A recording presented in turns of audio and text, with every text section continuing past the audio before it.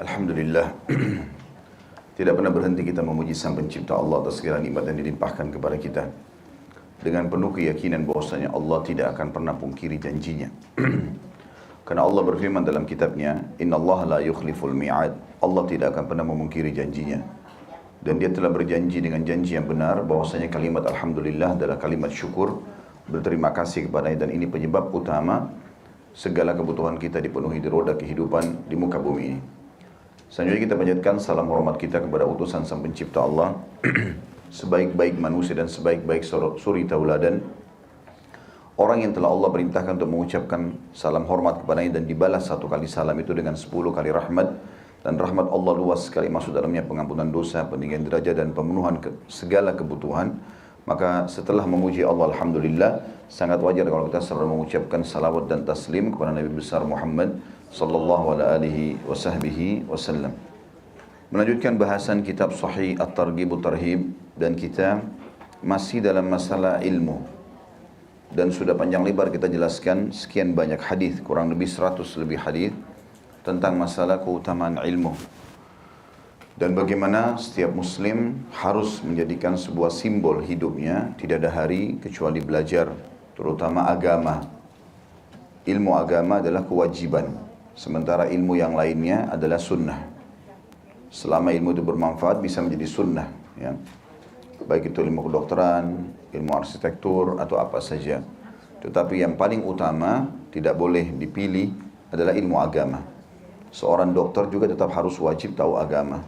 Seorang insinyur harus tahu agama, politikus harus tahu agama, ekonom semuanya harus tahu agama. Karena yang akan ditanya pada hari kiamat adalah sholatnya, puasanya, zakatnya.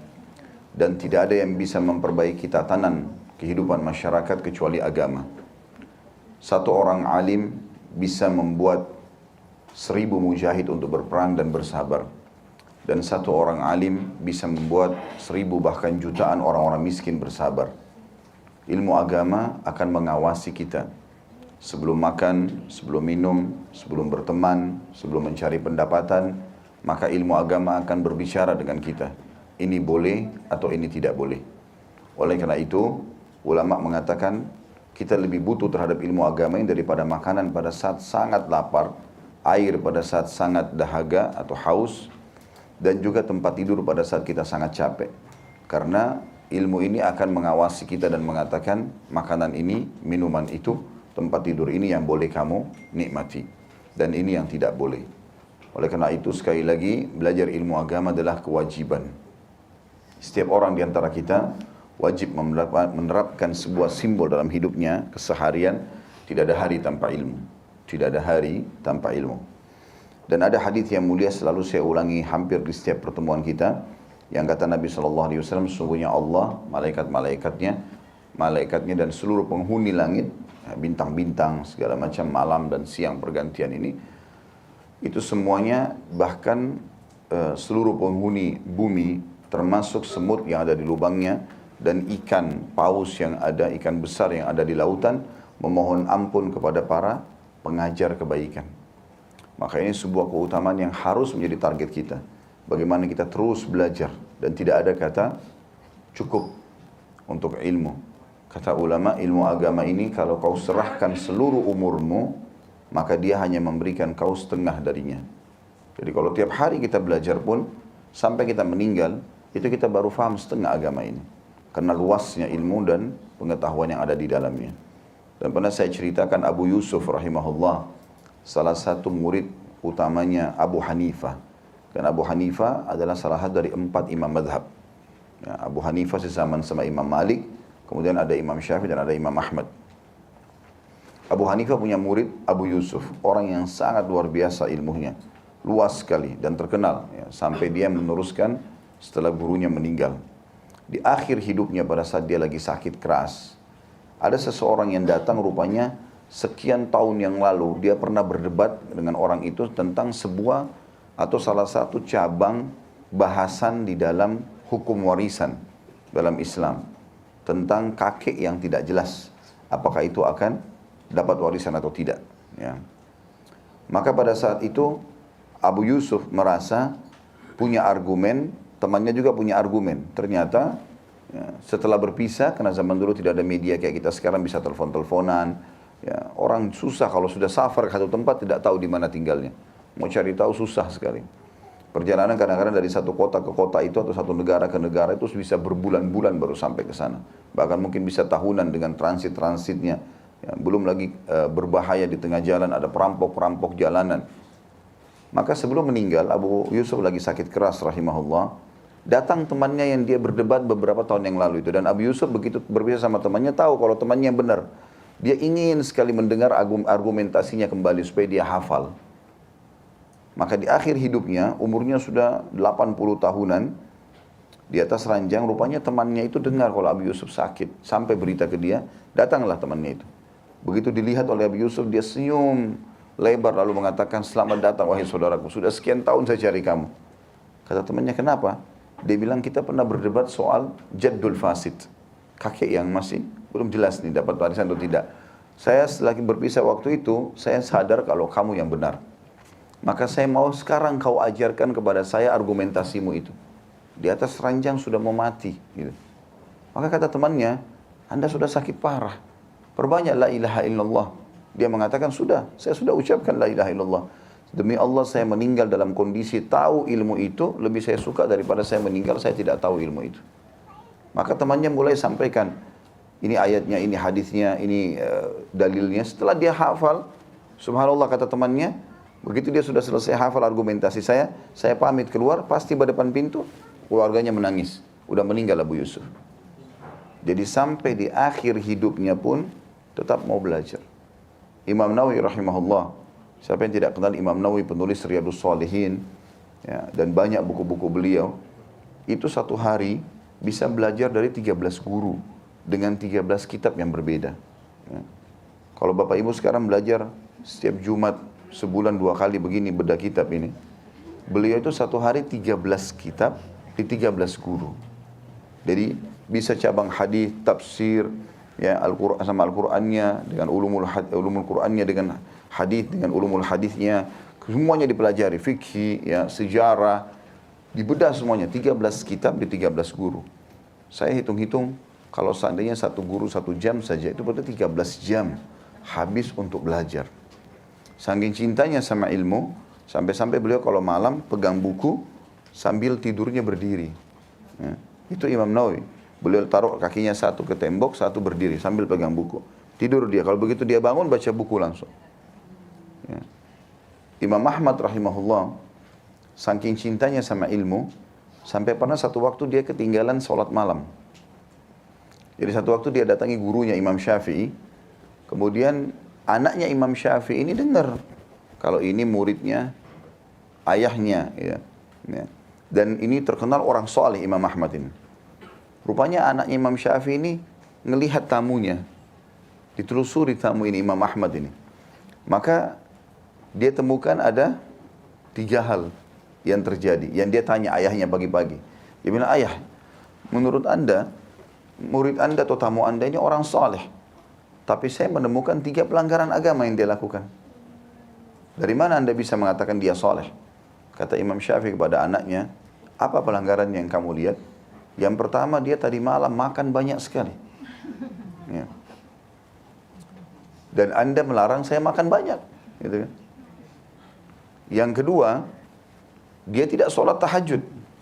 Saya tidur di sebelahnya, nggak sholat tahajud. Kalau orang awam nggak sholat tahajud masuk akal, tapi kalau orang yang faham, nggak mungkin nggak sholat tahajud.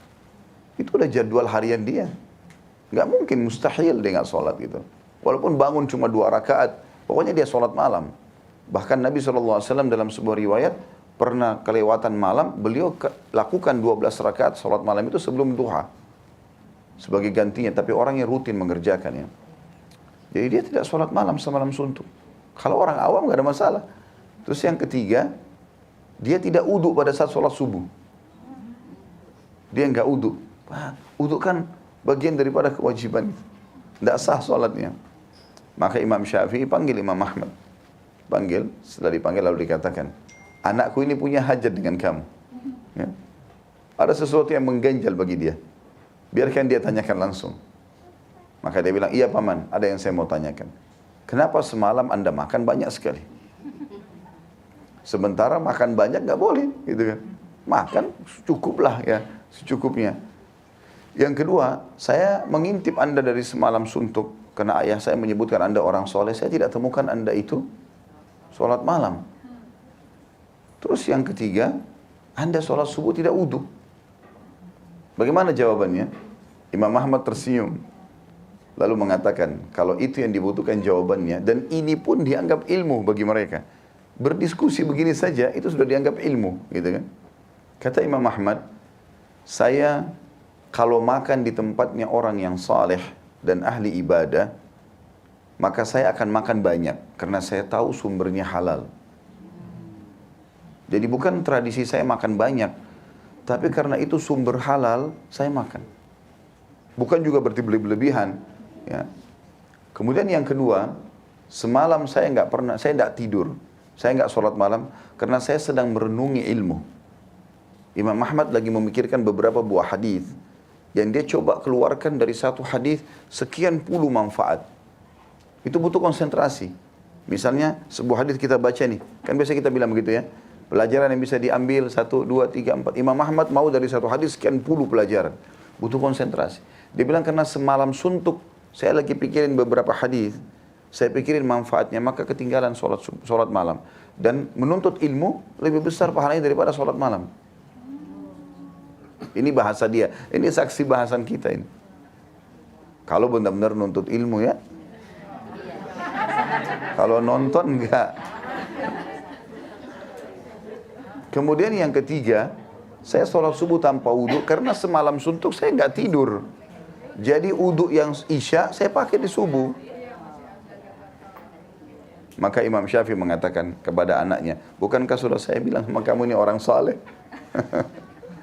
Tapi saksi bahasan kita sampai-sampai mereka itu mendahulukan ilmu daripada sholat malamnya, gitu kan. Jadi ilmu agama ini bukan pilihan Bapak Ibu sekalian. Sibukkan diri di mobil itu selalu, saya sudah bilang tadi, download flash disk, ya, pakai hard disk. Mobil-mobil kita sekarang sudah canggih, masya Allah. Begitu starter mobil udah dengerin ceramah. Jadi ilmu itu manfaatnya besar, manfaatnya besar. Kita dengar saja, tidak usah buat apa-apa, dengar saja sudah bawa manfaat. Apalagi kadang-kadang kalau tersentuh secara keimanan dengan kisah-kisah, kita bisa nangis. Dan orang kalau sudah baik secara keimanan dalam hatinya, semuanya jadi baik ini. Orang bodoh jadi pintar, penakut jadi pemberani, orang pelit jadi dermawan. Sering saya bahasakan itu. Ilmu itu akan mengubah orang menjadi lebih baik. Dan dunia jadi kecil bagi dia. Hilang semua di persaingan dunianya, perbuatan curang, hilang semua karena ilmu agama. Nggak ada yang bisa perbaiki orang seperti ilmu agama. Berapa banyak orang tadinya jahat, berubah tiba-tiba karena ilmu agama. Saya temukan banyak sekali orang, masya Allah, hadir di pengajian, bahkan penuh tato badannya. Datang kepada saya mengatakan, Ustaz, saya dengar ceramahnya Ustaz, maka saya tersentuh. Saya alhamdulillah berubah, terima kasih Ustaz. Dulunya di jalanan, orang nggak ngerti, dia bilang, saya nggak tahu apa-apa dulu ini. Tapi subhanallah, dengar ceramah sekali, kemudian dia sadar, baru dia pindah. Bagaimana pengaruhnya ilmu agama itu? Sekarang akhirnya sibuk, tiap hari, tiap saat ada taklim dia datang. Maka itu kan manfaatnya sangat besar. Jadi Bapak Ibu yang menghadapi anak yang tidak mau dengar, yang durhaka, pasangan yang tidak mau dengar, tidak ada obatnya, ilmu agama. Ilmu agama. Kalau disampaikan tentang keutamaan sebuah perbuatan atau ancaman dari pelanggaran, orang akan berhenti. Karena agama itu wahyu itu bicara sama hati manusia. Jadi ini bukan opsi, tapi ini kewajiban. Sudah sering juga kita ulangi dari awal, karena ini sudah 100 lebih hadis yang kita pelajari. Maka saya ingatkan kembali, menyekolahkan anak-anak di pesantren itu kebaikan. Jangan selalu jadikan pesantren itu nomor kesekian. Ya. Nanti kalau tidak lulus di negeri baru pesantren. Atau kalau anaknya tidak mau dengar, kalau kau tidak mau dengar nanti ayah ibu pesantrenkan. Kesannya pesantren itu tempat yang tidak enak dan tempat pembuangan. Semua anak-anak nolak. Gitu kan. Ini keliru. Motivasi mereka untuk sekolah di pesantren, saya pernah di pesantren. SMP sampai SMA ini adalah pembentukan karakter. Kapan dia terbentuk di situ jadi orang baik, dia akan baik sampai mati. Kapan dia buruk di situ, dia buruk sampai mati. Bahaya sekali. Kecuali yang Allah rahmati. Kapan SMP, SMA ini anaknya baik, hafal Quran, sholat, udah baik terus tuh. Kapan di sini dia sudah nakal, ganggu orang, narkotika, apalah zina, udah jadi kacau semuanya ke depan. Kecuali yang Allah rahmati. Mungkin dia dapat hidayah lagi, ya sudah. Makanya pembentukan ini perlu. Dan di situ diajar sholat berjamaah, diajar belajar agama, tiap hari dengarkan qala Allah, qala Rasul. Baik. Kita Bapak Ibu sekalian kalau meninggal, anak kita bisa baca Rabbighfirli wali walidayya warhamhuma kama rabbayani shaghira saja, udah luar biasa itu. Pahala kita panen hari kiamat. Dalam sebuah hadis Bukhari dikatakan, nanti akan datang orang hari kiamat diberikan pahala bergunung-gunung, banyak sekali. Maka dia mengatakan, dari mana pahala ini? Dia tahu dia tidak pernah buat itu. Karena kan semua amal nanti dipaparkan hari kiamat dan tahu, oh ini kadarnya ini. Kok ada pahala tidak ada, enggak disebutkan amalnya, dia tidak pernah kerjakan. Maka dia tanya kepada para malaikat, dari mana ini? Kata para malaikat, ini istighfar anakmu untukmu. Kaderisasi dalam agama itu penting. Sayang kadang-kadang ya, bukan saya larang ya, tapi banyak orang tua kita lebih bangga anak-anaknya sekolah di negeri kafir daripada belajar agama. Kayaknya kalau jadi ustadz susah cari pendapatan. Tidak ada, saya jamin itu. Itu saya jamin. Alhamdulillah keterampilan-keterampilan ini bisa dikursus. Saya pulang dari Madinah tahun 98, saya kursus langsung masuk manajemen. Saya mau bahasa Inggris tinggal kursus bahasa Inggris, mau komputer tinggal kursus. Setahun 2 tahun selesai kok. Tapi agama nggak ada kursus itu. Belajar seumur hidup pun masih kurang. Gitu kan? Karena semua keterampilan yang lain bisa kok. Gitu kan? Nggak ada sesuatu yang sulit gitu. Oleh karena itu Bapak Ibu sekalian, ilmu agama ini sekali lagi bukan opsi, bukan pilihan, tetapi dia adalah kewajiban. Dan kita harus tanamkan dalam diri kita. Dan tidak ada kata terlambat untuk belajar. Kita masuk sekarang ke bab yang ke-8 atau pasal ke-8, masih masalah ilmu, ancaman menyembunyikan ilmu. Lebih dalam lagi, selain belajar, kita dilarang dalam Islam kalau sudah punya ilmu lalu kita pakai sendiri saja. Ya. Tetapi dianjurkan kita sebarluaskan. Dan opsinya itu, kalau kita ajarkan orang lain, kita panen pahala dari dia kalau diamalkan. Kalau kita tidak ajarkan, kita diancam.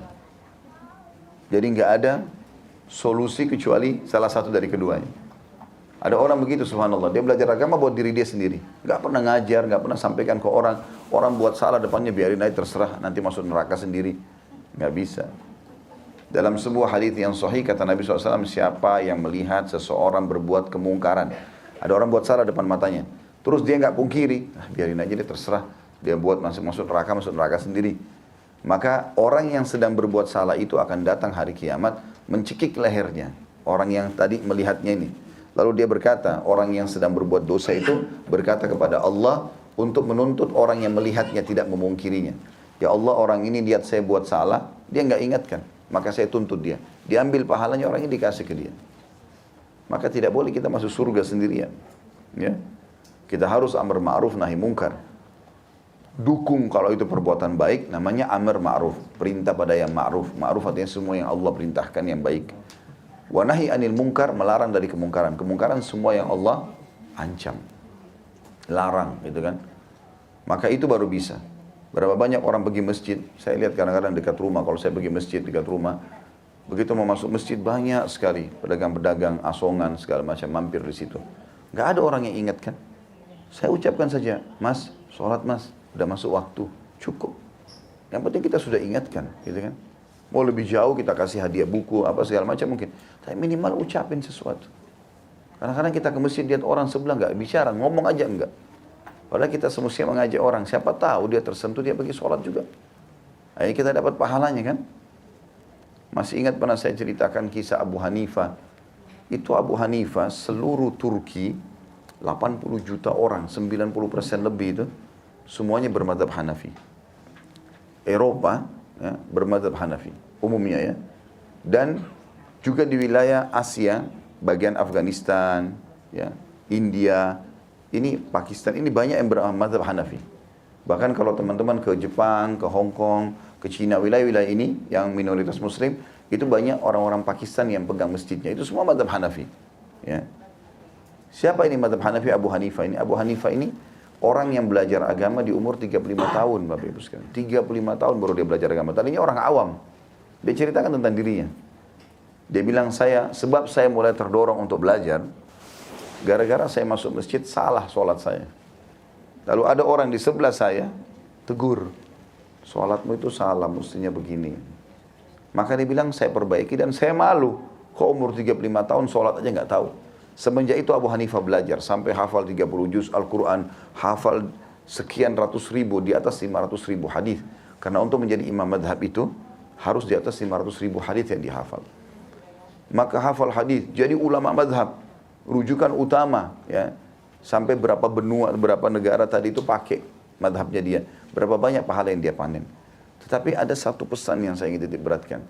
Pernah nggak Bapak Ibu sekalian orang yang mengingatkan Abu Hanifah tentang salah sholatnya berpikir orang ini akan jadi ulama madhab? Dia nggak pernah berpikir. Dari mana kita tahu anak kita, ponakan kita yang kita sekolahkan agama, saudara kita yang kita ingatkan, teman di samping kita ingatkan, teman kantor, partner bisnis, tiba-tiba jadi ulama besar? Dari mana kita tahu? Kita nggak pernah tahu masalah itu. Sampaikan kebaikan. Abu Hanifah subhanallah dipanen pahala, dia panen pahala dari sekian banyak negara sekarang, di zaman sekarang berkembang pesat madhabnya, gitu kan. Dan yang panen pahala adalah yang mengingatkan sholatnya tadi, karena itu pemicu utama dia mau belajar agama. Baik, hadis pertama dalam bab kita ini tentang ancaman menyembunyikan ilmu, nomor 120. Di sebelahnya ada 1A. Kenapa? Karena di bawah ada, dalam nomor ini 120 ini ada beberapa riwayat yang disebutkan. Jadi ini juga memberikan pelajaran kepada kita. Kalau dari awal kita belajar nomor urut hadis sekarang 120, bukan berarti 120 hadis ya. Mungkin sudah 200 lebih hadis yang kita pelajari yang tertulis, karena dalam satu nomor biasanya ada beberapa hadis. Belum yang kita syarahkan, yang ditambahkan. Ada hadis yang lain Bapak Ibu sekalian, ada gini, ada begitu. Ya itu berarti sudah sangat banyak. Dari Abu Hurairah radhiyallahu anhu, beliau berkata, Rasulullah SAW bersabda, "Man su'ila an ilmin fakatamahu uljima yaumal qiyamati bilijamin min nar." Barang siapa yang ditanya tentang satu ilmu, lalu dia menyembunyikannya, maka pada hari kiamat dia diikat dengan tali kekang dari api neraka. Hadis ini diriwayatkan oleh Abu Daud, Tirmidzi, dan dia menghasankannya.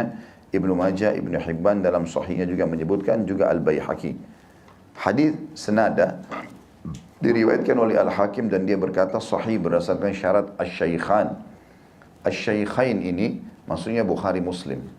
Ya, kalau yang pegang buku di garis bawahi, kalau ada istilah dalam hadis Asy-Syaikhan atau Syaikhaini, ini maksudnya dua syekh, dua ulama besar. Bukhari Muslim maksudnya. Namun keduanya tidak meriwayatkannya. Karena hadis-hadis kalau dikatakan riwayat Bukhari, riwayat Muslim, maka itu umumnya sahih. Makanya biasa dikatakan kalau keduanya tidak meriwayatkan, Bukhari Muslim tidak meriwayatkan, dikatakan hadis ini sahih sesuai dengan syarat keduanya atau syarat salah satunya. Ya. Hadis ini memberikan pelajaran kepada kita ancaman yang sangat tegas dari Nabi SAW dengan siksaan pada hari kiamat bagi orang yang punya ilmu, lalu ditanya namun dia tidak mau jawab. Ya. Tentu ini banyak contoh-contohnya ya. Kadang-kadang ada orang yang paling sering terjadi, naudzubillah, orang-orang yang terlalu dekat dengan para penguasa, ya, sehingga akhirnya penguasa ingin sesuatu, dia takut jabatannya hilang orang ini, maka dia menyembunyikan ilmunya. Perbuatannya haram, enggak apa-apa, boleh. Keluarlah fatwa yang ngawur nih, yang salah. Tentu kita bicara secara global ya. Itu bisa terjadi di mana saja, di mana, di zaman mana, di zaman kapan saja. Jadi kita bukan bicara tentang lingkup kita saja ya, tapi kadang-kadang ada orang begitu. Untuk mendapatkan jabatan, ya, untuk mendapatkan nama, maka dia berfatwa sembarangan. Ya. Dan ini berbahaya ini. Dia sembunyikan ilmu yang sebenarnya. Tidak, kalau seorang Muslim tidak takut kecuali kepada Allah Subhanahu Wa Taala. Ada satu hal Bapak Ibu sekalian yang juga saya ingin titip pesan ini. Kalau kita ini sebenarnya berada di kerajaan Allah. Ada orang subhanallah, apalagi kayak panas-panasnya politik di zaman sekarang, lingkupnya seperti kekuasaan hanya itu saja.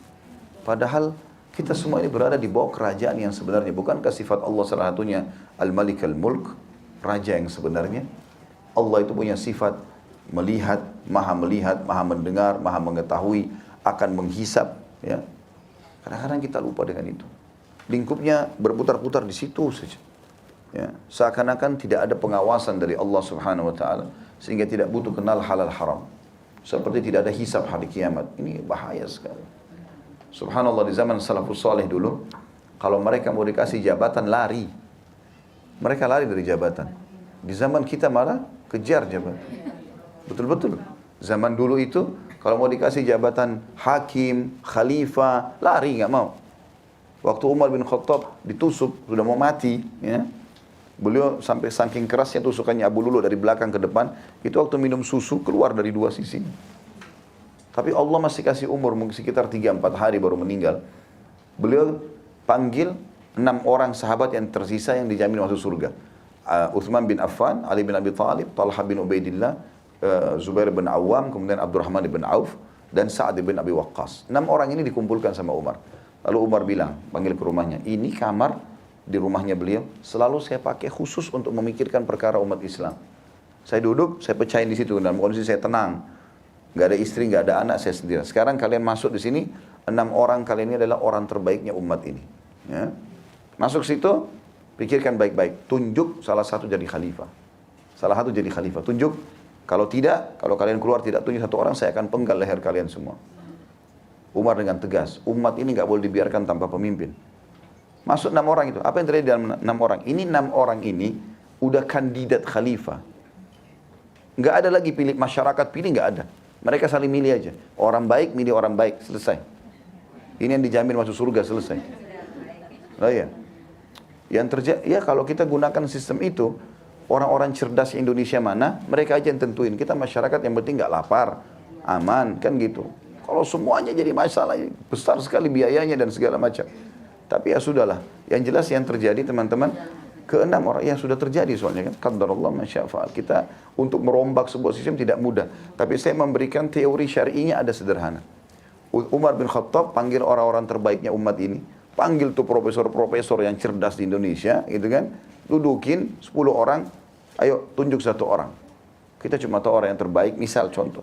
Yang jelas teman-teman sekalian, 6 orang ini di dalam ruangan saling nunjuk. Kamu aja, kamu aja, kamu aja. Nggak mau jadi khalifah. Iya. Sampai akhirnya Abdurrahman bin Auf bilang, waktu itu waktu mau masuk, Abdurrahman bin Auf, Umar tunjuk. Hai Abdurrahman, dari 6 orang ini kau pemimpin majelis. Seperti ada isyarat dari Umar, kalau dari saya, Abdurrahman yang saya tunjuk. Tapi saya nggak mau egois, biar kalian 6-6. Masuk ke ruangan, Abdurrahman bilang apa? Wahai saudara-saudaraku, kalian sudah tahu Amir Mukminin, maksudnya Umar, nunjuk aku sebagai ketua majelis. Perlu kalian tahu, saya punya hak untuk menentukan. Maka dari sekarang, saya mengundurkan diri. Kalian saja berlima.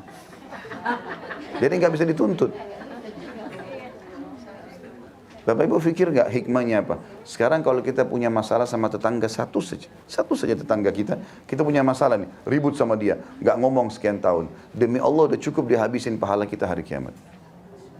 Kalau kita caci maki dia, parkir sembarangan, itu udah cukup. Ya Allah dia parkir sembarangan, saya ambil pahala hajinya. Wah enak benar tuh hari kiamat tuh. Lah iya, kita buat kezaliman, habis pahala kita. Itu satu orang, Indonesia 200 juta lebih. Siap nggak itu? Janji ini, janji itu tuh luar biasa. Tapi kadang-kadang orang nggak pikir itu ya. Yang dipikir cuma jabatan, nama, mau diapain, ada tanggung jawab sama hari kiamat. 5 orang ini yang tersisa, Uthman bin Affan, Ali bin Abi Thalib, Talha bin Ubaidillah, Zubair bin Awam dengan satu orang lagi Sa'ad bin Abi Waqqas. Mereka saling sebutkan keutamaannya. Nih teman saya lebih baik nih, ini keutamaannya. Sampai Abdurrahman catat tuh, ngerucutlah dari 5 orang ini. Ternyata Nabi pernah bersabda begini, Nabi pernah bersabda begini. Keluarlah Uthman bin Affan sama Ali bin Abi Thalib. Kemudian Uthman bin Affan unggul 2 buah hadis. Uthman ini nggak mau jadi khalifah awalnya. Tapi akhirnya mereka sepakat, ayo Uthman tidak bisa kau ngelak sekarang. Harus jadi khalifah. Begitu. Tolak-tolakan. Karena takut tanggung jawabnya berat hari kiamat. Iya. Umar bin Khattab itu dikatakan tidak pernah tidur di malam hari. Kecuali sudah keliling Madinah. Pastikan tidak ada lagi orang yang butuh, baru tidur. Begitu luar biasanya takutnya mereka. Hisab hari kiamat itu luar biasa. Makanya Allah kasih keadilan gitu kan. Banyak Sufyan ats-Tsauri, ulama-ulama tabi'in ditunjuk jadi hakim, melarikan diri jalan kaki berbulan-bulan, nggak mau jadi hakim. Sampai pernah khalifah paksa. Sufyan ats-Tsauri wajib pakai jadi hakim. Dan hakim ini bisa menghakimi khalifah juga kalau salah. Gajinya besar, rumahnya mewah, disiapin fasilitasnya. Nggak lari, dia jalan kaki dari Mekah pergi ke Yaman, melarikan diri. Sampai kerja di satu kebun. Pernah saya ceritakan itu kan, yang kebun kurma. Akhirnya dia dianggap kok nyonton-nyonton Sufyan ats-Tsauri, padahal dia Sufyan ats-Tsauri gitu kan. 3 bulan dia kerja di kebun kurmanya orang, petik-petik kurma, Tidak ada yang tahu mukanya, karena zaman dulu orang tidak ada foto. Sekarang kan orang gampang ketahuan, tapi zaman dulu orang tidak tahu. Orang tersebar berita, khalifah kasih 1 peti emas, siapa yang bisa tangkap Sufyan ats-Tsauri untuk jadi hakim. Ya. Suruh tangkap. Yang dapat Sufyan ats-Tsauri, karena dia berilmu, suruh jadi hakim, dapat 1 peti emas. Orang semua pada nyari dia gitu. Dia lari dari Mekah, jalan kaki ke Yaman 1 bulan. Sampai tiba di Yaman, kerja di kebun kurmanya orang. Setelah itu penjaga, ketahuannya itu gara-gara pemilik kurmanya bilang setelah 3 bulan. Gitu. Hai, dia kan waktu ditanya pertama datang, siapa namamu? Dia bilang Abdullah. Dia tanya, siapa kamu? Bukan siapa namamu ya. Kamu ini siapa? Dia bilang, saya Abdullah, maksudnya hamba Allah.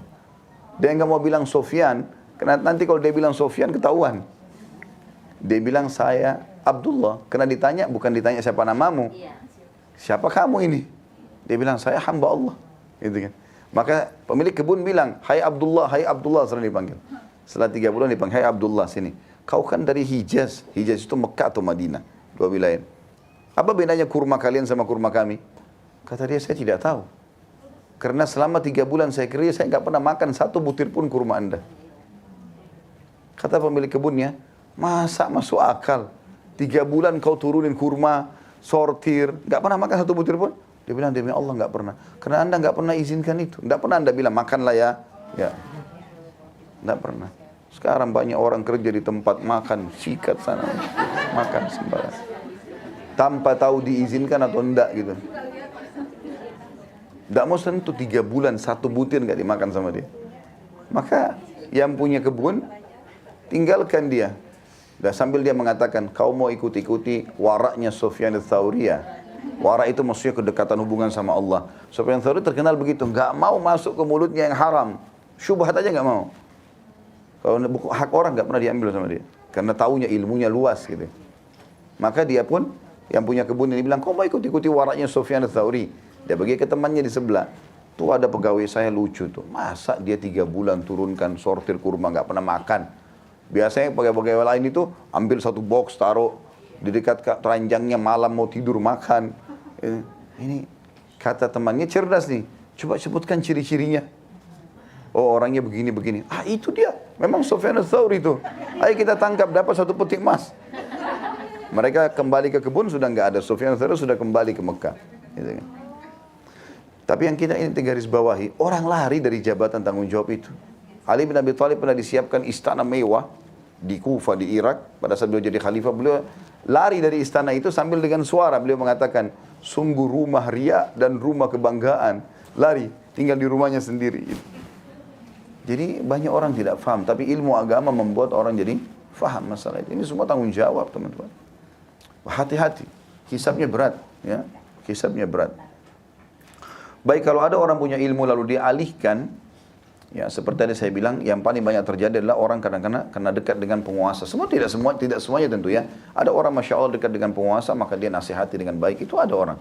Ini nggak boleh Pak, harus begini. Misalnya dia nasihati, bagus itu kan. Penasihat-penasihat yang jujur, yang amanah, itu bagus ya. Tapi banyak orang, ada juga orang yang tidak begitu. Memang justru dikeluarlah fatwanya hanya karena tidak mau ya, tersingkir dari jabatannya atau karena ingin meridhokan para penguasa ini. Ini juga masuk dalamnya tadi, kalau orang secara pribadi, dia tidak pernah amar ma'ruf nahi mungkar, tidak pernah mengingatkan orang, dia mau masuk surga sendiri, ya itu juga masuk di dalamnya. Makanya saya pernah ingatkan, amar ma'ruf nahi mungkar Bapak Ibu sekalian, walaupun ya hanya dengan hati. Karena kata Nabi SAW, siapa yang lihat kemungkaran, dia harus pungkiri dengan tangannya, powernya. Suami pada istri, orang tua pada anak, atasan pada bawahan gitu ya. Kalau tidak bisa dengan lisannya, nasihati. Kalau tidak bisa dengan hati, dan itu selemah-lemah iman. Orang dengan hati nggak ada yang nggak bisa. Ya Allah berikan hidayah. Udah lepas tanggung jawab hari kiamat. Dan amar ma'ruf nahi mungkar minimal kepada orang yang sedang melakukan kemungkaran itu yang wajib yang pertama. Yang kedua, yang ketiga, yang keempat, yang ke-100 itu sudah sunnah. Ya. Berarti kita kalau nasihati teman kantor atau kerabat kita, sholatlah itu wajib gini-gini.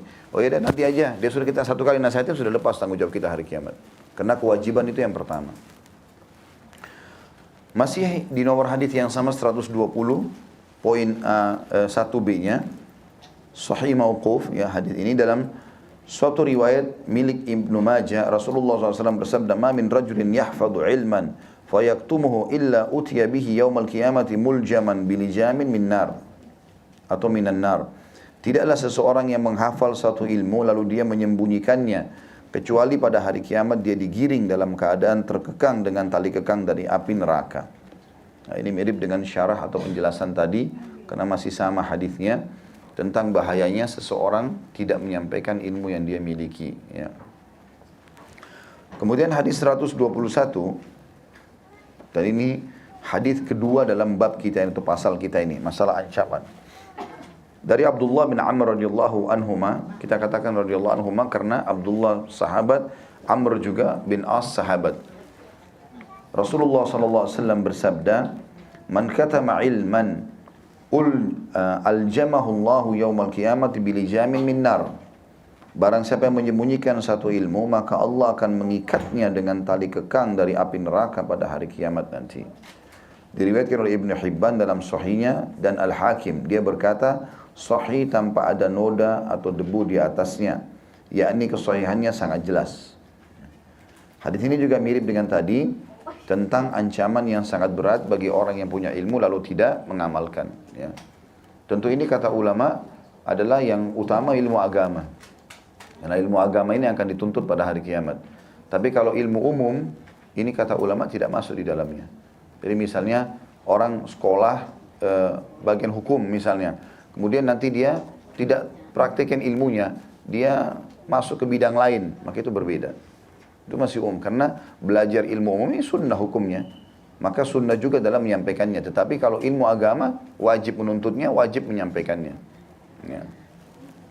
Kemudian hadis nomor 122, tepatnya hadis ketiga dalam pasal kita atau bab kita ini, dari Abu Hurairah radhiyallahu anhu bahwasanya Rasulullah SAW bersabda, "Mathalul ladzi yata'allamul ilma thumma la yuhadditsu bih, kamathalil ladzi yaknizul kanza thumma la yunfiqu minhu." Perumpamaan orang yang belajar ilmu kemudian tidak menyampaikannya adalah seperti orang yang menyimpan kekayaan kemudian dia tidak berinfak atau berzakat darinya. Diriwayatkan oleh Tabarani dalam Mu'jam al-Awsat dan dalam sanadnya terdapat Ibnu Lahiyah. Ya, tentu ada statement di bawah dijelaskan tentang masalah, ada masalah apa dengan Ibnu Lahiyah itu, dikatakan dia dhaif. Dhaif itu maksudnya lemah ya. Akan tetapi ia dari riwayat Ibnu Wahab, dari Darraj, Abu Syamh, dari Abul Haytham dan Abdurrahman ibn Hujairah dari Abu Hurairah. Ini adalah sanad hasan sebab hadis Ibnu Lahiyah sahih dengan riwayat Ibnu Wahab. Sementara hadis Darraj dari Abu Hurairah adalah hasan seperti yang telah ditetapkan dalam muqaddimah halaman 3. Ia memiliki beberapa jalan periwayatan dan syahid-syahid, maksudnya saksi-saksi yang dengannya ia menjadi bertambah kuat. Ia ditakhrij dalam As-Sahihah nomor 3479. Jadi maksudnya hadis ini hasan sahih ya.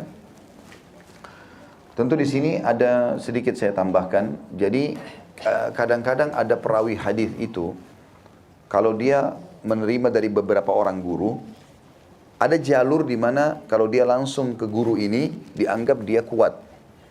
Karena mungkin setiap hari bersama-sama dan dia sudah sekian tahun belajar ya, sehingga dianggap jalur ke sini kuat.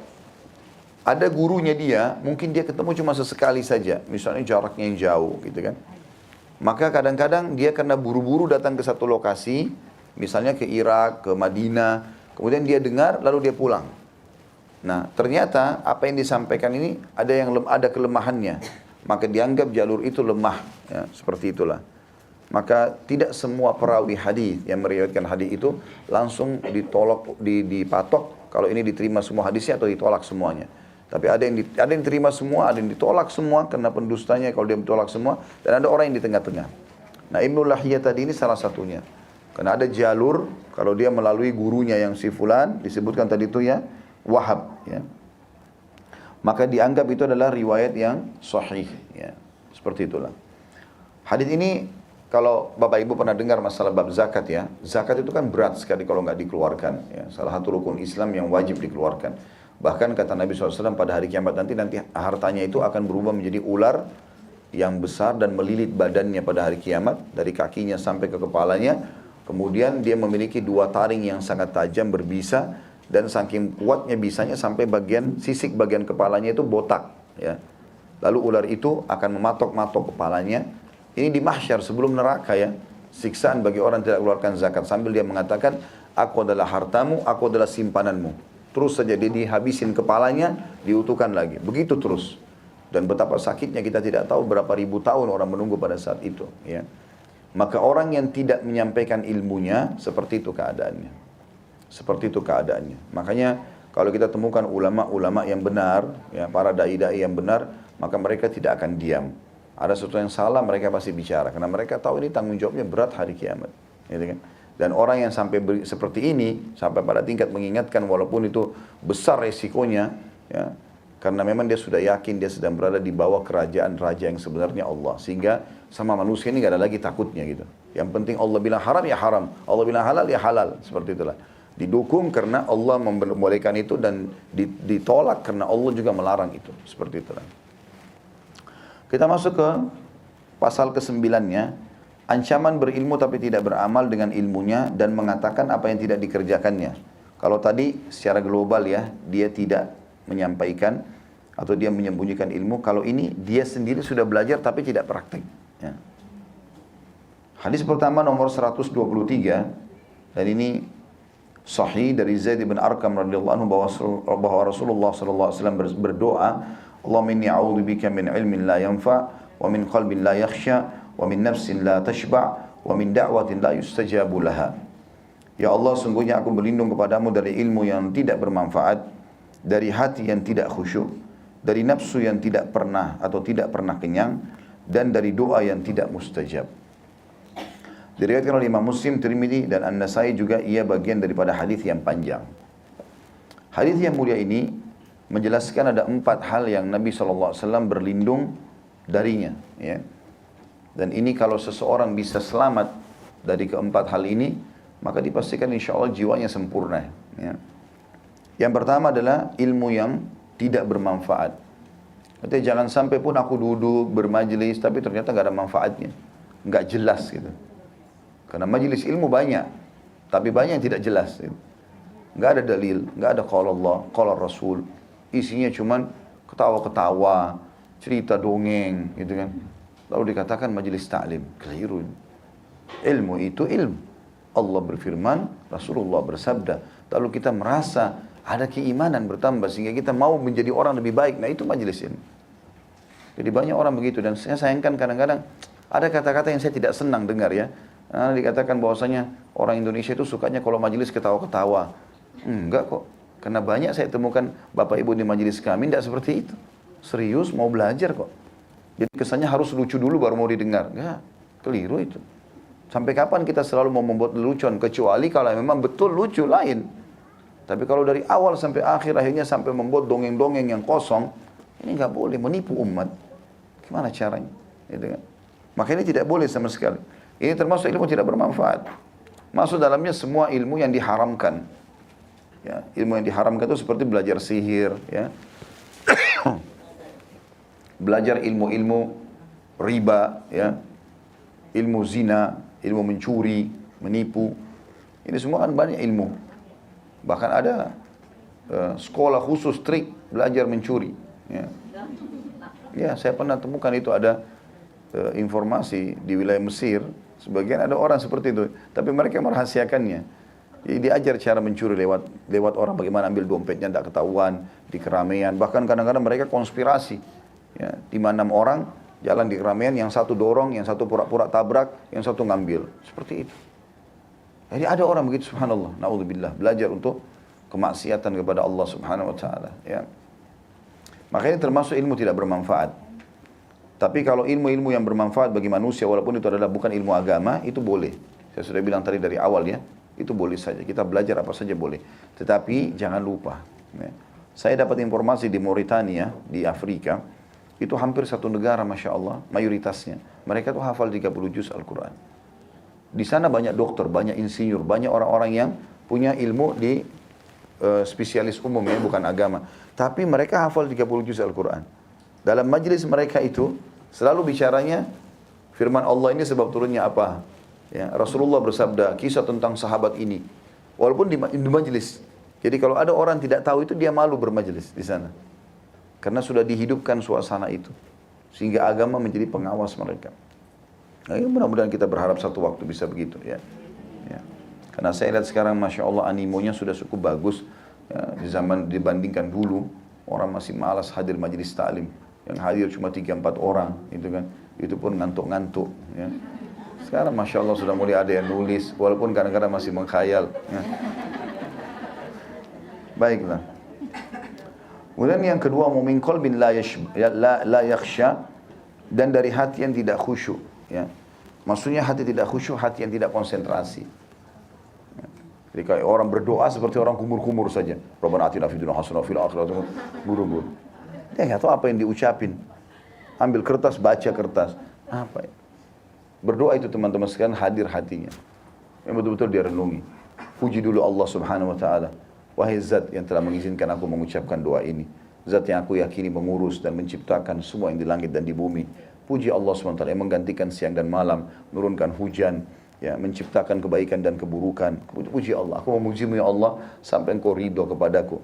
Dan aku mengucapkan salam hormat kepada nabimu sebagaimana engkau perintahkan. Baru kita masuk ke doa.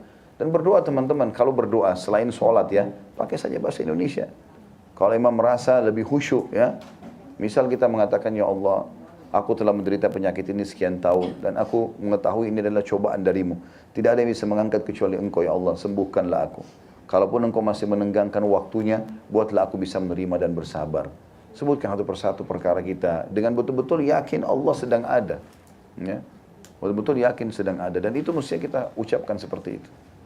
Yang saya lihat uniknya ini, di Katolik itu diajarkan itu. Dia kalau berdoa dia yakin Tuhannya ada.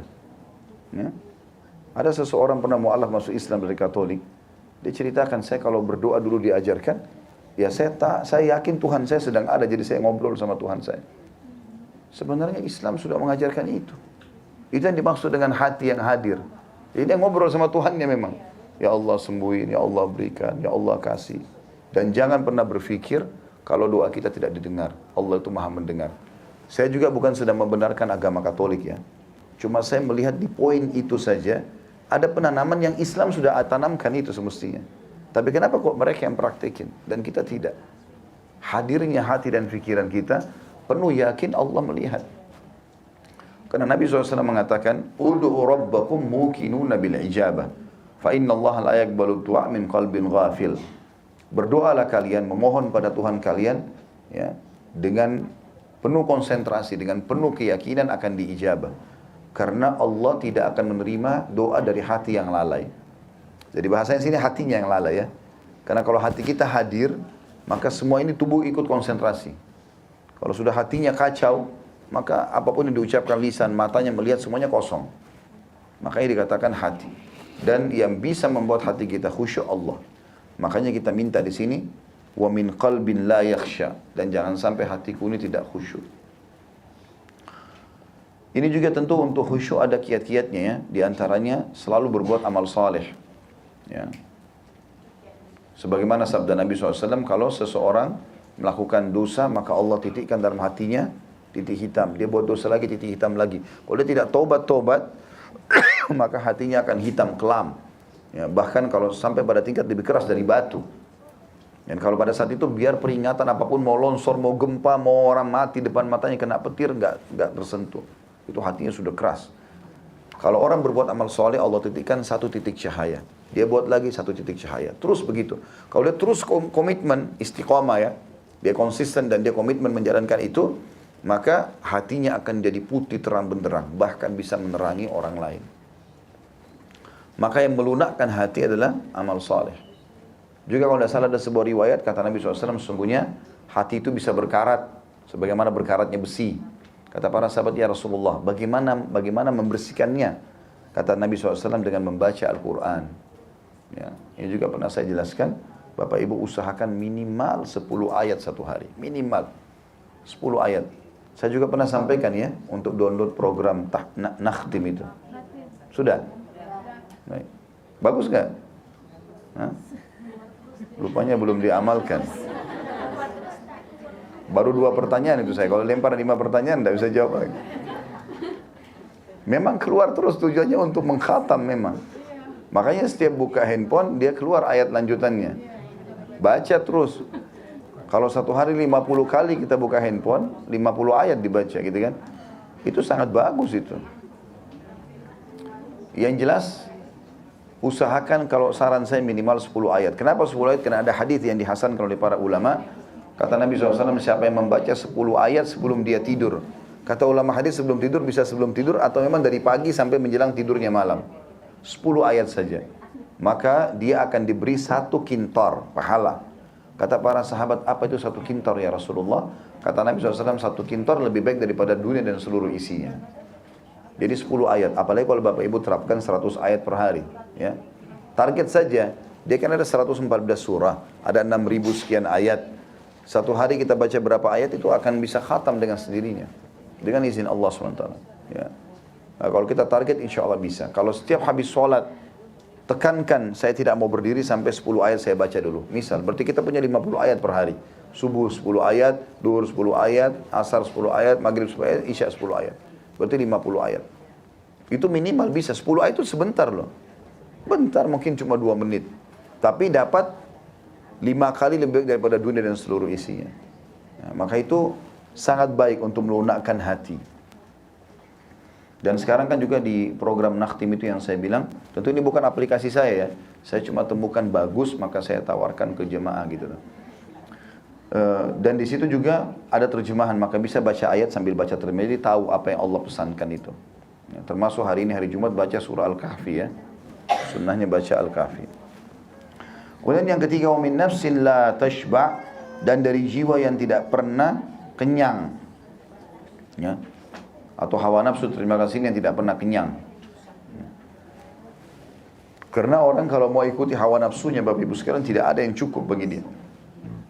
Semuanya dia ingin dapatkan. Sampai kata Nabi SAW, anak Adam itu tidak akan puas sampai tanah kuburan ditempelkan di mulutnya. Kalau dia punya 1 lembah, dia akan minta 2 lembah. Dulu kita belum punya mobil, berharap punya mobil. Begitu punya mobil, berharap 2, berharap 3. Sudah punya, ganti terus. Ya. Walaupun masih bagus. Dan segala macam hal, tamak terhadap itu. Maka ini namanya jiwa yang tidak pernah puas. Ya. Kalau jiwa yang puas itu, boleh menikmati, tapi jangan berlebihan. Tidak boleh tabzir namanya. Mubazir. Ya. Karena mubazir, saya pernah ajarkan kaidahnya. Orang mubazir itu adalah orang yang selalu sibuk mengikuti keinginannya, bukan kebutuhan. Ya. Dan kalau masih ingat, ibu-ibu pasti tidak lupa kalimat itu ya. Diskon tidak akan habis sampai hari kiamat. Nah ya. Jangan ikuti diskon tuh. Butuh enggak? Akhirnya numpuk-numpuk panci di rumah, numpuk-numpuk ini, numpuk-numpuk itu karena diskon. Enggak. Jangan terpengaruh. Butuh atau tidak, selalu tanya diri. Kalau butuh, beli. Kalau enggak butuh, jangan. Ya. Baik, selanjutnya. Udah, jangan usah diskusi. Nanti panjang. Ya. Baik, yang keempat. Wa min da'watin la yustajabu laha, dan dari doa yang tidak diijabah. Ya. Tentu ada banyak sebab-sebab doa tidak diijabah, ya. Tapi diantaranya tidak ikhlas, ya. Kalau dia riya, tentu tidak diijabah sama Allah SWT. Tergesa-gesa, ya. Selalu berdoa sekarang, mau sekarang Allah kasih. Padahal semua ada prosesnya. Kita kalau suka malam, kita berdoa, ya Allah di pagi hari datangkan malam. Ada proses tetap. Sistem yang Allah ciptakan kita di muka bumi ini, ada proses. Kita lapar, kita mengatakan, ya Allah, saya lapar. Allah kasih makanan. Tidak langsung hilang laparnya. Dikunyah dulu, ditelan dulu, diproses di perut, baru. Capek ya Allah, kita tidur dulu, sekian jam, baru hilang capeknya. Kan begitu. Ada proses, sabar. Kata Nabi SAW, yustajabu li ahdikum malam ya'jal. Pasti diijabah doa seseorang antara kalian selama dia tidak tergesa-gesa. Kata para sahabat, wa kaifa ya'jal ya Rasulullah? Bagaimana ciri orang tergesa-gesa itu? Kata Nabi SAW, yaqulu da'autu wa lam yustajabu li fatarakat du'a. Dia mengatakan, aku telah berdoa, lalu tidak ada ijabahnya, gitu kan? Lalu dia meninggalkan doa. Mungkin Bapak Ibu tinggal sekali lagi berdoa, Allah sudah kasih. Mungkin 5 kali lagi, mungkin 10 kali lagi. Dan kata para ulama, kalau Allah Subhanahu wa taala belum memberikan doa itu, berarti itu juga bentuk kasih sayang Allah. Selama itu yang diminta bukan haram, terus saja berdoa sampai Allah kasih. Karena selama dia berdoa, berarti pahalanya ada terus. Bayangkan Bapak Ibu kalau kita lagi sakit, kita bilang, ya Allah sembuhin saya. Sembuh tiba-tiba. Masih berdoa? Orang berhenti dari doa karena sudah selesai masalahnya. Tapi kalau misalnya dia 3 hari lagi baru Allah kasih, 1 minggu kan pada saat itu kan dia berdoa terus. Kalau dia tahu pahalanya yang transisi yang dia berdoa itu, dia akan berharap kepada Allah terus saja sampai hari kiamat dia berdoa. Gitu kan. Ada juga riwayat yang menjelaskan, nanti akan didatangkan orang pada hari kiamat diberikan pahala bergunung-gunung. Bukan 1, 2, bergunung-gunung. Dia kaget, dari mana pahalanya? Saya belum pernah lakukan ini. Kata para malaikat, ini doa-doa kalian yang belum kalian dapat ijabahnya di dunia. Dikasih pahala banyak, besar. Maka mereka berharap pada saat itu, berharap semua doanya yang mereka sampaikan di dunia tidak dikasih di dunia. Mereka terima di akhirat karena butuhnya dengan pahala itu. Gak ada yang sia-sia. Ya. Makanya jangan tergesa-gesa. Gitu kan. Jadi pertama, ikhlas, karena kalau tidak ikhlas pasti tidak diijabah. Yang kedua, tidak tergesa-gesa. Yang ketiga, harus memulai dengan puji-pujian kepada Allah. Dan juga salawat kepada Nabi SAW. Minimal, Alhamdulillah, wassalatu wassalamu ala Rasulillah. Itu minimal. Dengan aku segala puji bagi Allah dan salawat dan taslim untuk Nabi Muhammad SAW. Itu minimal. Tapi kalau kita bisa lebih banyak, bagus. Puji-puji Allah terus, baru kemudian kita masuk ke doa. Ya. Baru masuk ke salawat maksudnya. Ini dua-dua nggak boleh dipisah ya. Puji Allah dan juga salawat. Ya. Karena kata Nabi SAW dalam hadis sahih riwayat Bukhari Muslim, kullu amrin la yubda' bismillah fahuwa aqta'. Semua perkara yang tidak dimulai dengan nama Allah maka terputus dari rahmat. Juga dalam hadis yang lain dihasankan oleh para ulama riwayat Imam Ahmad, kata Nabi SAW, doa yang tidak dimulai dengan salawat kepada aku akan terhijab. Ya. Artinya tidak langsung diterima oleh Allah SWT. Jadi harusnya supaya doa kita diijabah, selain ikhlas, selain juga tidak tergesa-gesa, yang ketiga adalah memuji Allah dan membaca salawat kepada Nabi SAW. Masuk dalam memuji Allah ini menggunakan asma'ul husna ya. Karena Allah mengatakan dalam Al-Quran, A'udzubillahi minasyaitonir rajim, walillahil asma'ul husna fad'uhu biha. Allah memiliki, sesungguhnya Allah memiliki nama-nama yang mulia yang kita kenal 99 itu, ya, maka pakailah dalam doa-doa kalian. Ya. Kata Nabi SAW, Allah memiliki 99 nama, siapa yang menggunakannya, menghafalnya, menggunakannya dalam kehidupannya, ya, maka dijamin baginya surga. Maka ini termasuk juga sebab diijabahnya doa. Ya. Jadi berarti bahasa lain, akan ditolak doanya kalau tidak melakukan ini, gitu ya. Memuji Allah dan baca salawat pada Nabi SAW. Yang keempat, tidak boleh meminta maksiat kepada Allah, sesuatu yang haram, ya. Enggak, tadi salawat dan memuji Allah itu satu. Sebenarnya bisa dipisah, cuma saya satukan. Jadi yang pertama ikhlas, karena kalau tidak ikhlas tidak diterima. Yang kedua tidak tergesa-gesa. Yang ketiga membaca, memuji Allah dan bersalawat kepada Nabi SAW, gitu kan. Sekarang yang keempat ini ya. Yang keempat itu tidak meminta yang haram. Tak boleh dia minta sesuatu yang haram. Apapun yang haram Allah tidak akan ijabah. Karena kata Nabi SAW dalam hadis Bukhari, Inna Allah tayyibun la yakbalu illa tayyiba. Allah suci dan bersih, tidak terima kecuali yang suci dan bersih. Jadi minta yang baik-baik. Ya, Bapak Ibu rasionalnya gini, kalau kita lagi diundang ke Istana Merdeka misalnya, terus kita mau ketemu sama presiden, siapapun presidennya, kita mau ketemu, maka atau raja manusia, kalau kita mau ketemu pasti kita pilih baju yang terbaik, kita mengatur tutur kata kita, ya ada protokolnya lah. Bagaimana dengan Allah Subhanahu Wa Taala, kita tidak mengontrol ini. Ya, para salafus saleh kalau mau berdoa kepada Allah, mereka tenangkan fikirannya, tenangkan hatinya, baru memulai memuji. Dipuji Allah panjang-panjang, kadang-kadang pujiannya panjang sekali, terakhirnya cuma minta, ya Allah ampuni semua dosaku. Maka Allah SWT ijabah mereka. Yang kelima, tidak boleh ada makanan, minuman, pakaian haram. Ya. Karena kalau ini ada, ditolak doanya. Kata Nabi SAW dalam hadis Bukhari, ada seseorang yang bajunya kotor, rambutnya penuh acak-acakan, badannya penuh dengan debu, tidak punya alas kaki, miskin sekali. Lalu dia mengatakan, ya Allah berikan, ya Allah berikan. Bagaimana Allah berikan sementara makanan, minuman, pakaiannya haram? Ini sortir benar ini. Hati-hati karena doa tidak diijabah. Jangan sembarangan makan. Pastikan ini halal atau enggak. Ya. Karena Allah SWT memerintahkan kita itu. Banyak sekarang di Indonesia, mohon maaf saya bahasakan ini. Jadi kita sibuk bangga dengan restoran-restoran asing, gitu kan. Terus kita tinggalkan restoran kita, banyak restoran Indonesia yang jelas-jelas halal, gitu kan. Hanya karena temannya menyebutkan itu boleh, itu bagus, itu dibanggakan lah, gitu kan. Tanya, walaupun masuk ke restoran non-muslim, tanya dulu halal nggak? Ada sertifikasi halal nggak?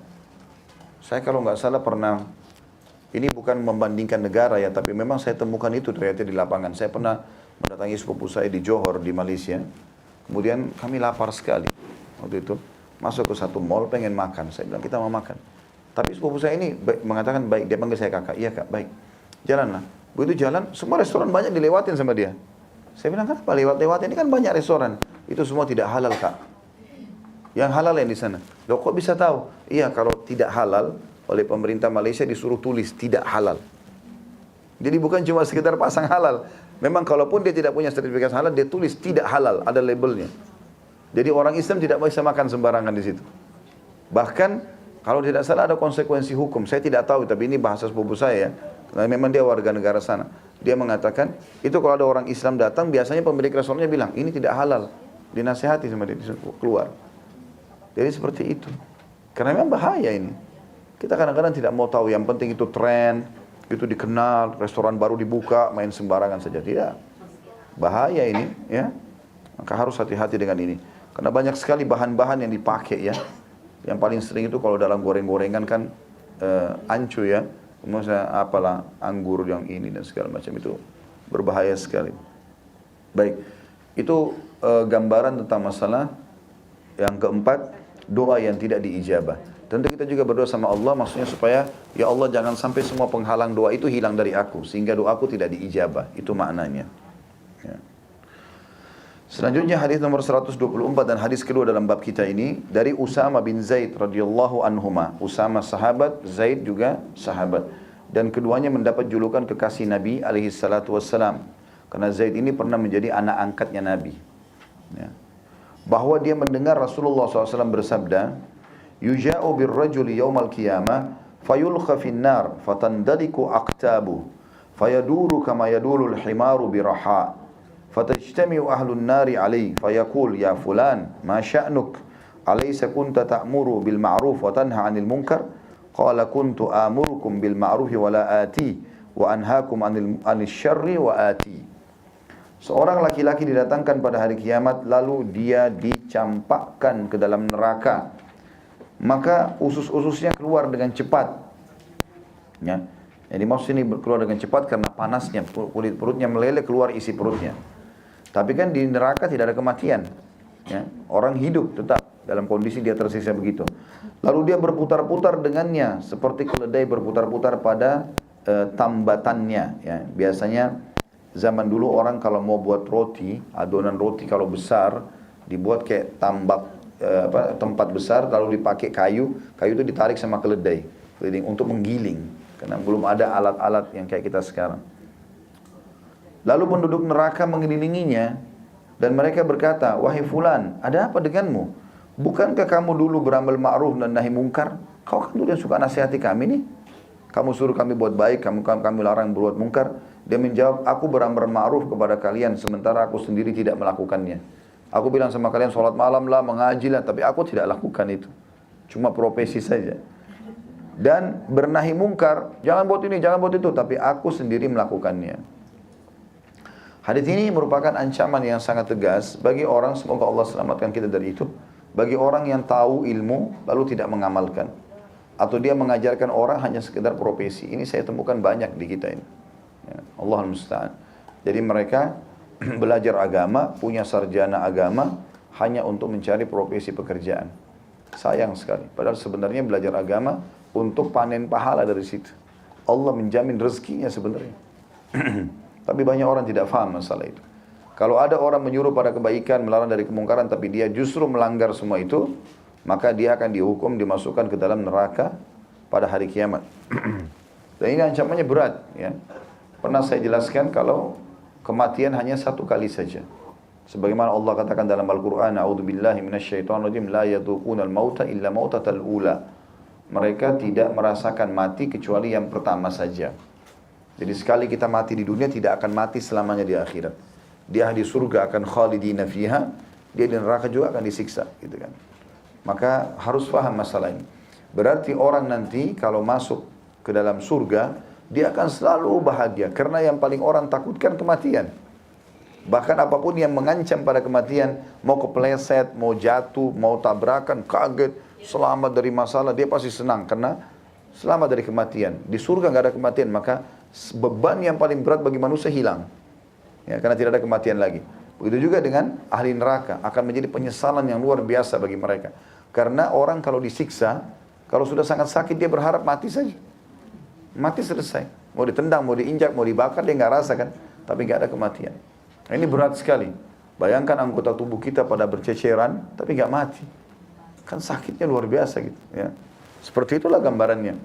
Makanya Nabi SAW mengatakan dalam sebuah hadis yang sahih, akan nanti setelah ahli surga masuk ke surga, ahli neraka masuk ke neraka, Allah akan utus malaikat yang memanggil di antara surga dan neraka. Dia mengatakan, wahai ahli surga, maka semua ahli surga lihat ke arah suara itu. Dan mereka dengan izin Allah mampu melihat itu. Di titik yang semua bisa melihatnya. Dan mereka khawatir dengan panggilan itu. Ada apa nih kok dipanggil? Lalu kemudian ahli neraka dipanggil, wahai penghuni neraka. Mereka semua bisa melihat ke arah malaikat itu. Kemudian didatangkanlah seekor domba. Dalam riwayatnya dikatakan diperumpamakan dengan domba. Lalu malaikat itu berkata kepada ahli surga, apakah kalian kenal ini? Maka mereka mengatakan, iya, itu adalah maut. Lalu ahli neraka ditanya, apakah kalian kenal ini? Mereka mengatakan, iya, itu adalah maut. Ya.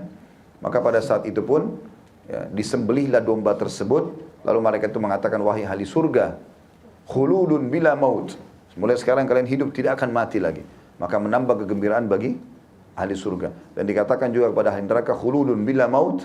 Kalian sekarang akan kekal dan tidak ada kematian setelah itu. Maka menambah bagi mereka penyesalan. Menambah bagi mereka penyesalan. Ya. Seperti itulah.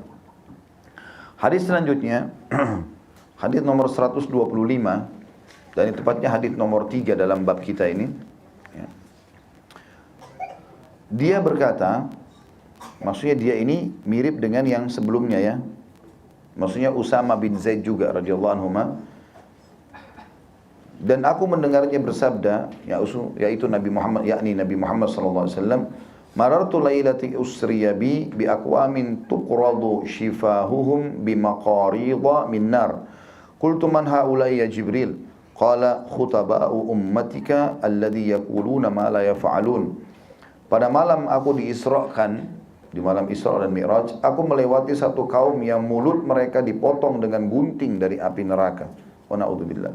Aku bertanya, siapa mereka wahai Jibril? Jibril menjawab, ahli khutbah di kalangan umatmu yang mengatakan apa yang tidak mereka perbuat. Hadis ini riwayat Bukhari, Muslim, dan lafaz ini adalah lafaznya Imam Muslim. Ya. Diriwayatkan pula dari Ibnu Abi Ad-Dunya, Ibnu Hibban dan Al-Baihaqi dari hadits Anas. Ibnu Abi Dunya dan Al-Baihaqi dalam satu riwayat lain milik keduanya menambahkan, wa yaqra'una kitaballahi wa la ya'maluna bihi. Mereka membaca kitabullah namun tidak mengamalkannya. Al-Hafidh, maksudnya Ibnu Hajar rahimahullah berkata, ya, ditulis kalau pegang buku Al-Hafidh, di sebelahnya tulis Ibnu Hajar, nama orang itu ya. Hadis-hadis senada akan datang pada bab ancaman bagi orang yang menyuruh berbuat baik dan melarang berbuat mungkar, sementara perbuatannya menyelisih ucapannya. Ini sebagaimana dijelaskan dalam Kitabul Hudud nanti. Tentu kitab kita ini cukup banyak jilidnya, nanti akan ada bahasan masalah itu. Baik, hadis ini memberikan gambaran kepada kita juga sama ancaman bagi orang yang banyak berceramah tapi tidak mengamalkan itu.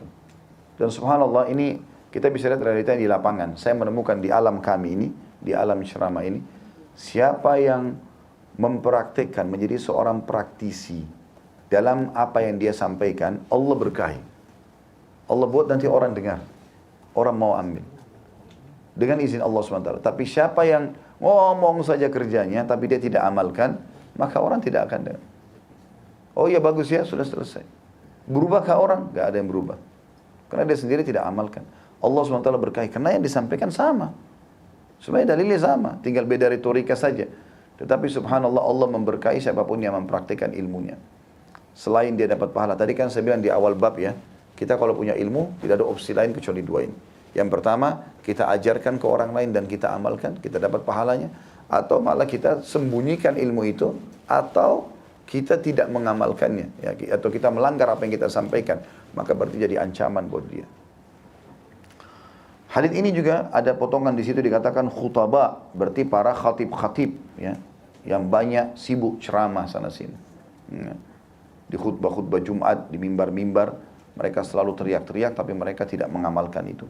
Ini ancaman yang sangat tegas tentunya. Tentu sebagian ulama mengecualikan orang yang memang punya udzur syar'i, ya. Jadi misal dia mengatakan sholat malam lah, keutamanya begini dan begitu. Dia pernah terapkan sholat malam, tapi juga kadang-kadang bolong, itu tidak masalah. Dan bukan dia sengaja, mungkin dia punya udzur ketiduran, dia memang capek sekali, tapi pada saat dia ada kesempatan dia kerjakan, ini masuk dalam keutamaan tentunya. Ya. Tapi dimaksud sini, sholat malam lah begini, tapi mereka tidak kerjakan itu. Ya. Saya pernah ceritakan itu, ada satu kisah dinukil dari Mesir, kalau ada seorang khatib, kalau bicara, membuat orang nangis-nangis. Karena suaranya yang lantang, retorikanya yang bagus, gitu kan. Maka dia pun teriak-teriak tentang sedekah suatu hari. Orang satu masjid nangis. Termasuk yang hadir anaknya sendiri. Pada saat dia pulang rumah, dia temukan anaknya lagi ngumpulin barang-barangnya dia mau sedekah. Lalu dia tanya, apa yang kau lakukan? Dia bilang, saya mau sedekah, tadi saya setuju dengan ceramahnya ayah. Gitu. Ayah yang bilang, itu ceramah buat mereka, bukan buat kita. Iya, itu pernah dinukil gitu. Artinya, biar orang lain lakukan, kamu nggak usah ikut-ikutan. Tidak akan beranjak kedua kaki seorang hamba atau bergeser pada hari kiamat, maksudnya ke surga atau ke neraka, ya. Sampai ia akan ditanya tentang umurnya, untuk apa dia habiskan. Ya, umur ini maksudnya waktunya. Kita kan sudah Allah mudahkan tahu, oh 1 menit itu 1 jam itu adalah 60 menit, 1 menit itu 60 detik, ya. Kemudian kadang-kadang kita punya waktu yang kita tahu, pakai jam di tangan, pakai jam di rumah. Semua itu ada hisabnya, bukan hal kosong begitu saja. Allah memberikan kita waktu ini akan ada dihisab oleh Allah SWT. Kemana kamu habiskan waktu? Maka umur ini atau waktu harus diperhatikan. Karena akan semua dipertanggungjawabkan di sisi Allah Subhanahu wa ta'ala. Kemudian tentang ilmunya, apa yang dia lakukan dengannya. Dan ini saksi bahasan kita. Dia sudah belajar, apa dia ajarkan atau tidak. Gitu. Kemudian yang ketiga tentang hartanya. Ini harta, khusus harta ditanya dari 2 sumber. Dari mana dia peroleh dan kemana dia infakkan. Ya. Ada orang yang paling baik sekali, sumbernya halal, keluarnya kepada yang halal. Nah itu benar. Itu yang paling baik. Ini yang kata Nabi SAW, ni'ma ma'alus salih biyadi abdus salih. Sebaik-baik harta itu berada, harta yang saleh, yang halal, berada di tangan orang saleh. Dia akan keluarkan di tempat yang tepat. Ada orang yang kita lihat begitu, subhanallah, kaya raya dan Allah berkahi. Sibuk dengan masjid, sibuk dengan ini, sibuk dengan anak yatim, sibuk dengan segala macam hal. Maka ini Allah berkahi. Orang yang kedua, orang yang sumbernya halal, dia gajinya halal, tapi dikeluarkan pada yang haram. Misalnya dia kerja benar, tapi dipakai zina. Dipakai ke diskotik, dipakai ke ini. Ini salah juga. Sumbernya dia bisa selamat karena halal, tapi dia akan ditanya oleh Allah keluarkan kemana. Kemudian yang ketiga, ini yang parah sekali, sumbernya haram, keluar pada haram. Ya. Ini buruk sekali. Hasil curi, ya, dilempar ke perzinahan. Kan gitu. Tapi subhanallah, kata ulama khusus poin ketiga ini, memang semua sumber haram pasti ke haram larinya. Umum, korupsi, apa segala macam, pasti larinya juga itu. Dan itu saudara semua itu, mabuk, zina, ya, itu bersaudara semua itu. Pasti berteman semua. Kalau sudah sumber haram, pasti larinya ke haram. Dan yang terakhir adalah sumbernya haram, larinya ke halal. Ini juga nggak boleh. Hasil korupsi tapi dipakai umroh. Mana bisa ini? Gak mungkin, nggak akan diterima sama Allah. Karena Allah tidak terima kecuali yang baik. Ya, maka kita harus tahu sumbernya halal, keluarnya juga kepada yang halal, dan harus teliti dalam masalah ini. Harus teliti dalam masalah ini. Ya. Jadi ibu-ibu titip pesan sama suaminya, datangkan kepada kami rezeki yang halal. Saya sama anak-anak cuma mau makan dan minum yang halal. Ya, karena banyak sekali suami jadi baik karena istrinya yang meminta itu. Banyak juga suami jadi salah, korupsi karena istrinya. Harus beli ini, harus beli itu. Kenapa ibu sana beli, ibu ini dan segala macam. Akhirnya suami terpaksa korupsi. Gitu kan. Jadi harusnya difahami, justru yang Allah berikan kelebihan fisik itu untuk ketaatan, untuk kebaikan, gitu kan. Seperti itulah. Karena jasad ini akan dipertanggungjawabkan pada hari kiamat. Ditanya sama Allah. Jari-jarimu sempurna, kulitmu sempurna, matamu sempurna digunakan dalam ketaatan tidak. Hadis ini diriwayatkan oleh Tirmidzi dengan hadisnya Hasan Sahih. Ya, Hasan Sahih. Baik, ini hadisnya insyaAllah sampai sini. Kita akan lanjutkan nanti pertemuan akan datang ini. Semoga saja bermanfaat. Subhanakallahumma bihamdika asyhadu an la ilaha illa anta astaghfiruka wa atubu ilaik. Wassalamualaikum warahmatullahi wabarakatuh.